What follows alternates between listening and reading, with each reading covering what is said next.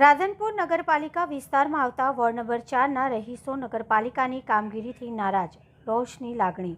પાટણ જિલ્લાના રાધનપુર ખાતે આવેલા વોર્ડ નંબર 4ના રહીશો ગંદકી અને ગટરના ગંદા પાણીથી અને કચરાથી પરેશાન। નગરપાલિકાની કામગીરી સામે મહિલાઓમાં રોષની લાગણી। રાધનપુર ખાતે આવેલ મીરા દરવાજાથી નાગુરી વાસના રોડ ઉપર અને ઘરોની આજુબાજુ ગંદકીનું સામ્રાજ્ય। નગરપાલિકા રાધનપુરની જ્યારથી વહીવટદાર અને ચીફ ઓફિસરના ભરોસે સોંપવામાં સરકાર દ્વારા આપી છે ત્યારથી રાધનપુરની જનતા પરેશાની ભોગવી રહી છે। નગરપાલિકા વિસ્તારની અંદર આવેલા વોર્ડ નંબર 4ની અંદર ગટરની સાફ સફાઈ ન થતી હોય, કચરો ન લેવામાં આવતો હોય, તેના કારણે ગંદકી અને મચ્છરો થતા હોવાના કારણે લોકો બીમારીનો ભોગ બની રહ્યા છે। આવા સમયે લોકોની અને રહીશોની માંગણી ઉઠવા પામી છે કે તાત્કાલિક ધોરણે નગરપાલિકા દ્વારા સાફ સફાઈ અને ગટરની કામગીરી સફાઈની કરવામાં આવે, નહીં તો અમે લોકો નગરપાલિકા સામે ગાંધી ચિંધ્યા માર્ગે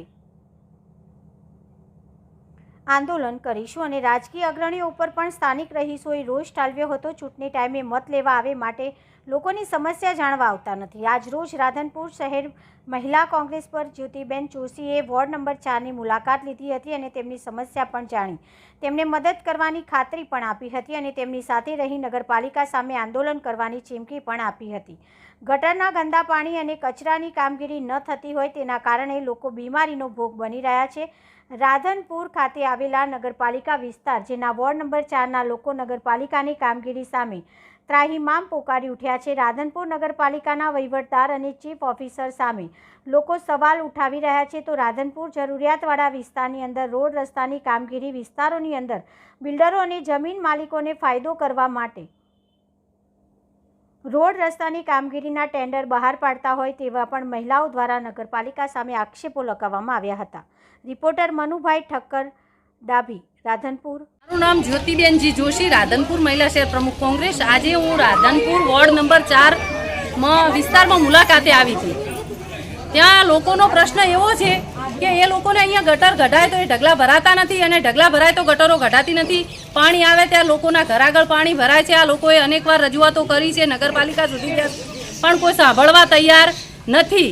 જ્યારે નગરપાલિકાએ 3 કરોડ અને 38 લાખ બાયપાસ માટે મંજૂર કર્યા છે, તો જે નગરપાલિકામાં આવે છે, જે પબ્લિક યાતનાઓ વેઠી રહી છે, એમને સુવિધાઓથી વંચિત રાખવામાં કેમ આવે છે?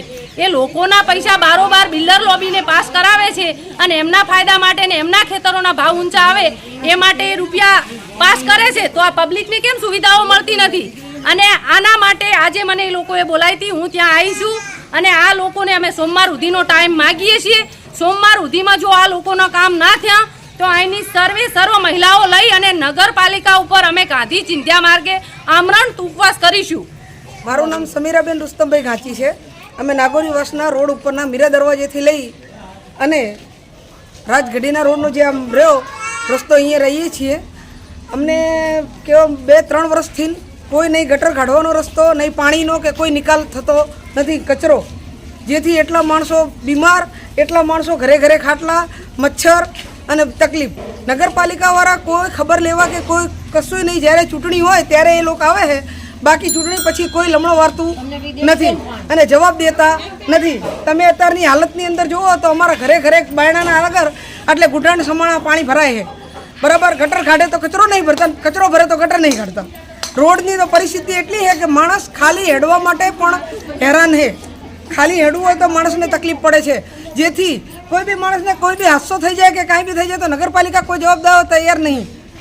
બાકીનું રાધનપુરની અંદર આજુબાજુના રોડ રસ્તા તમે જોઈ લો કેવા છે, બરાબર। આની અંદર કેટલા રૂપિયા મંજૂર કર્યા છે નગરપાલિકા, બારોબાર રોડ કરે છે, રસ્તા કરે છે, બારોબાર હેડે છે। બાકી અહીં રાધનપુરની અંદર ગામની અંદર મેન જે રોડ છે મેલ્લાની અંદર છે, મેલ્લામાં જે તકલીફ છે એની અંદર કોઈ જવાબદારી લેવા કે કોઈ કશું કરવા તૈયાર નથી। જ્યારે ચૂંટણી હોય ત્યારે 5 જણા ભેગા થઈ અને વોટ માટે આવે, બાકી એના પછી કોઈ ખબર લેવા આવતું નથી। આ પરિસ્થિતિ અમારા મેલ્લાની છે, અમારા વોર્ડ નંબર 4 છે।